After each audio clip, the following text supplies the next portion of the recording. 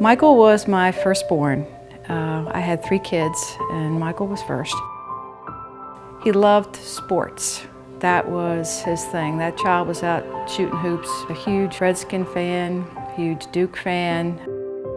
He called me and he told me that the cancer had come back and that it was attached to his lungs. His doctors told him he could no longer live alone, that it wasn't safe. At this point, he just wanted to enjoy the time that he had, and hospice really enabled him to do that. It was like the weight of the world was lifted from our shoulders. He had say. They sat down with him and said, "How do you want it to go, Michael?"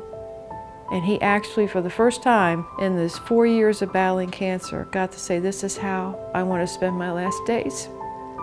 And he wanted to live every single moment of his life to the fullest. And hospice allowed him to do that. They knew what we were going through. And the comfort of having someone carry you through that, it's just indescribable.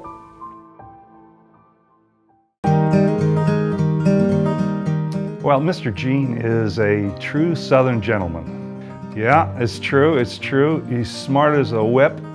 His memory goes all the way back to the beginning of time, I'm sure. So for me, I'm spending time really talking to a living history book. I've gone through the Depression with him, I've gone through World War II with him, learned about how to maximize the yield on a tobacco crop, learned a lot about electrical, which is helpful since I'm building a house. I do want to say, though, that at pool, I have beat him several times, but he's beat me twice. So I didn't know I'd beat him but once. No, it's twice, Mr. Gene. Even today, most people don't know all of the services that hospice provides to people that are in the need to have that service.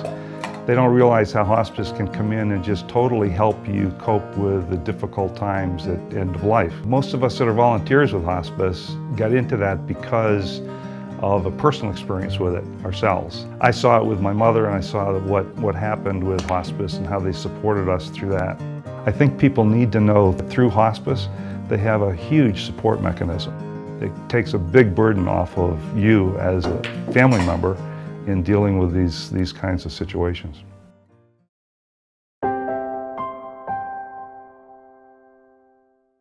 We were the house that all of my friends gathered at because my mom was so much fun. One of the greatest memories I have of my mom is her laughter and finding something to laugh about in almost any situation. She had emphysema, and that created all sorts of breathing problems, which resulted in physical limitations. Going from daughter to caregiver was a difficult process. One of the instances that I think of immediately with that is the first time I had to bathe my mom.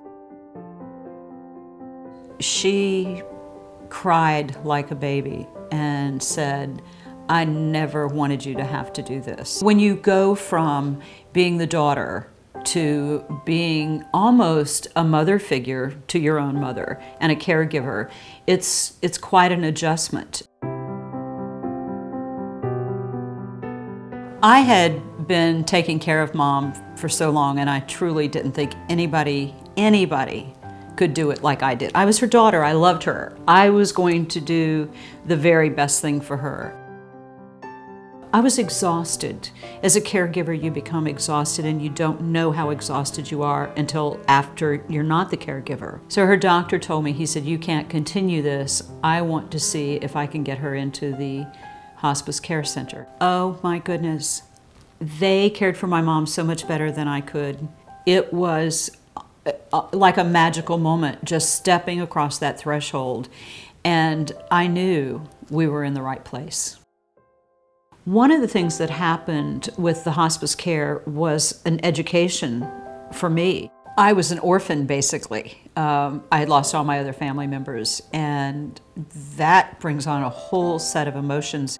So I took advantage of all the bereavement services that hospice offered, not only through the grieving process for my mother's death, who was a hospice patient, but helping me deal with some unresolved grief that I had just buried some of those feelings. So I was able to identify those feelings and deal with them so that I could be more mentally healthy. Hospice is about living, it's not about dying. And it truly is about living, because with hospice's help, they allowed those last days with my mom to be beautiful.